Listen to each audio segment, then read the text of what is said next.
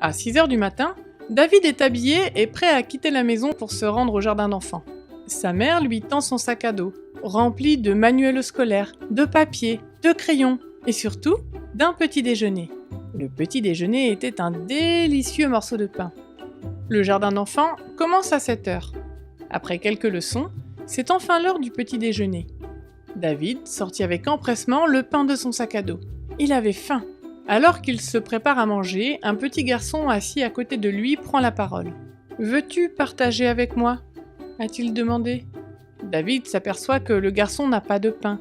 Sa mère n'avait pas préparé le petit déjeuner pour lui. David arrache un morceau de son pain. « Voilà !» a-t-il dit. Alors que le garçon acceptait le pain, un autre s'est approché. « Tu veux partager avec moi aussi ?» demande-t-il. David voit que cet autre garçonnet n'a pas de pain non plus. Sa mère ne lui avait pas préparé le petit déjeuner. David arracha un autre morceau de pain. Il lui dit « Voilà pour toi ». Puis, un troisième garçon s'est approché également. David a tout de suite deviné ce qu'il voulait. Il vit que le garçon n'avait pas pris de petit déjeuner et qu'il devait avoir faim. Bien sûr, le garçon avait une question à poser. « Veux-tu partager avec moi aussi ?» a-t-il demandé. David, qui n'avait plus beaucoup de pain, se demande ce qu'il doit faire. C'est alors qu'il se souvient d'une histoire de la Bible.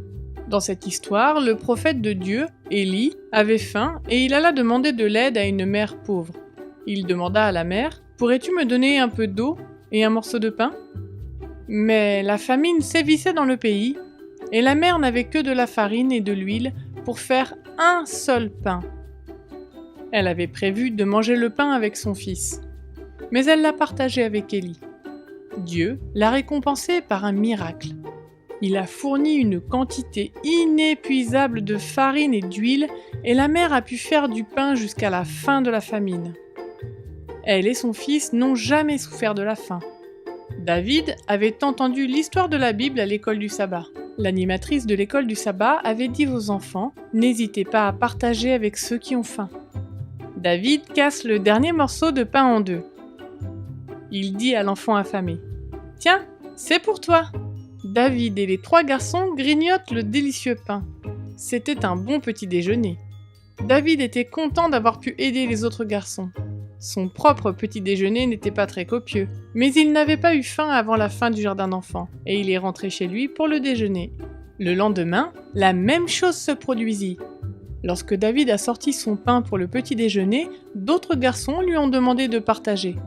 David partagea une fois de plus et à nouveau il éprouva de la joie. Après cela, les enfants demandèrent à David de partager son petit déjeuner tous les jours. Aujourd'hui, David a 13 ans et cela fait 8 ans qu'il partage sa nourriture. Sa gentillesse a surpris certains de ses camarades de classe qui lui ont demandé « Pourquoi partages-tu » David aime leur raconter l'histoire de Jésus qui a partagé de la nourriture avec une foule de milliers de personnes. « Je veux aussi partager, comme Jésus », dit David. La générosité de David a exercé une bonne influence sur ses camarades de classe. Lorsqu'ils l'ont vu partager sa nourriture, ils ont également commencé à partager leur nourriture avec ceux qui n'en avaient pas. « Parfois, j'ai faim parce que je partage ma nourriture avec plusieurs, » dit-il. « Mais je suis si heureux parce que je veux suivre l'exemple de Jésus. Je crois que je partage la lumière de Jésus avec mes amis. » Une partie de l'offrande du 13e sabbat de ce trimestre contribuera à l'ouverture d'une école adventiste du 7e jour dans le pays d'origine de David, le Cameroun, où les enfants pourront apprendre la joie de partager les bénédictions de Dieu avec les autres. Merci pour votre généreuse offrande.